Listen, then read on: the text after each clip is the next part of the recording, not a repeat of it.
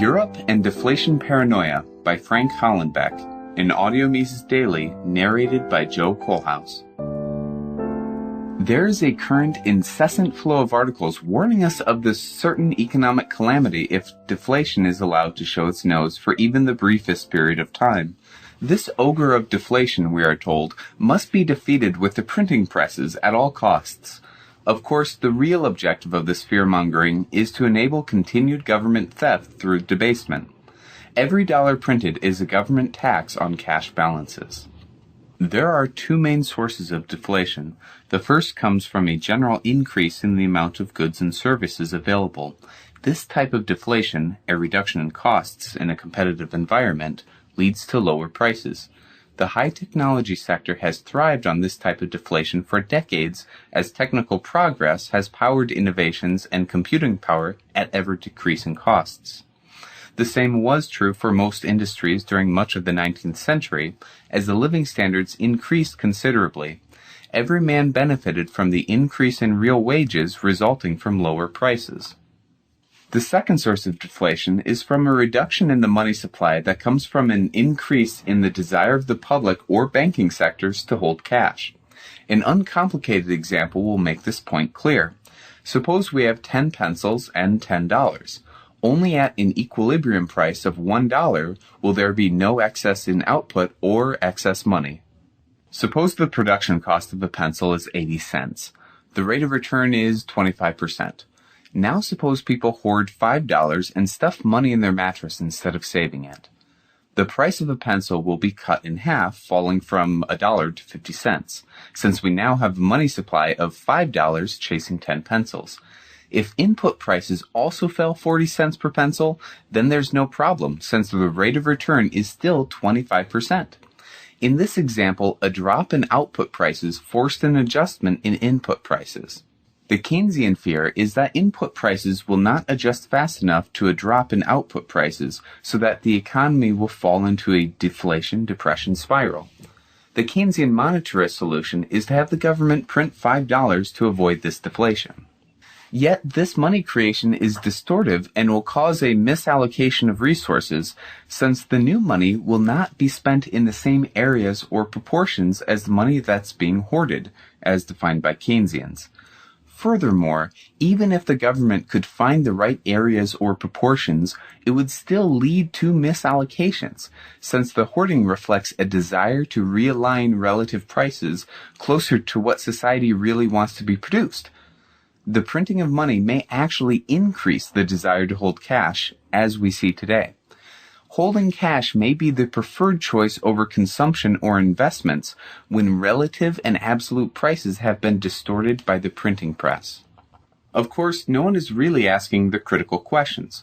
Why does holding more cash change the money supply, and why did the public and banks decide to increase their cash holdings in the first place?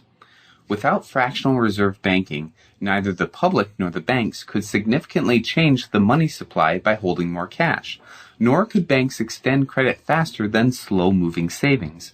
The boom and ensuing malinvestments would be a thing of the past, and thus so would the desire to hold more cash during the bust phase of the business cycle. If central banks are really concerned about this type of deflation, they should be addressing the cause, fractional reserve banking, and not the result. Telling a drunk that he can avoid the hangover by drinking even more whiskey is simply making a situation worse. The real solution is to have him stop drinking. According to the European Central Bank's Mario Draghi, the second drawback of low inflation is that it makes the adjustment of imbalances more difficult. It is one thing to have to adjust relative prices with an inflation rate which is around 2%. Another thing is to adjust the relative prices with an inflation rate that is around 0.5%. That means the change in certain prices in order to readjust will have to become negative. And you know that prices and wages have a certain nominal rigidity that makes these adjustments more complex. Draghi is confusing the first source of deflation with the second. The recent low inflation in the Eurozone can be attributed primarily to a strengthening of the euro and a drop in food and energy prices. Economists at the Bundesbank must be quietly seething. They are obviously not blind to the European Central Bank's excuses to indirectly monetize the Southern Bloc's debt. Draghi's "whatever it takes" comment gave Southern Bloc countries extra time, yet little has been done to rein in on the size of bloated public sectors. Debt to GDP ratios continue to rise, and higher taxes in Southern Bloc countries have caused an even greater contraction of the private sector. Many banks in Southern Europe are technically bankrupt. Non-performing loans in Italy have gone from about 5.8% in 2007 to over 15% today, and the situation is getting worse. Greece recently placed a 5-year bond at under 5%, which was 8 times oversubscribed. This highlights the degree to which the financial sector in Europe is now dependent on the Draghi put effect. As elsewhere in the world, interest rates in Europe are totally distorted and no longer serve the critical function of allocating resources according to society's time preference of consumption, or even reflect any real risk of default. The ECB will likely impose negative rates shortly, but will discover, as the Fed and others did before it, that you can bring a horse to water, but you can't make him drink. Quantitative easing will then be on the table, but unlike the Fed, the ECB is limited in the choice of assets it can purchase, since direct purchase of Euro government bonds violates the German constitution. One day, Germany and the Southern Bloc countries, including France, will clash on what is the appropriate role of monetary policy. Germany would be wise to plan today for a possible Euro exit.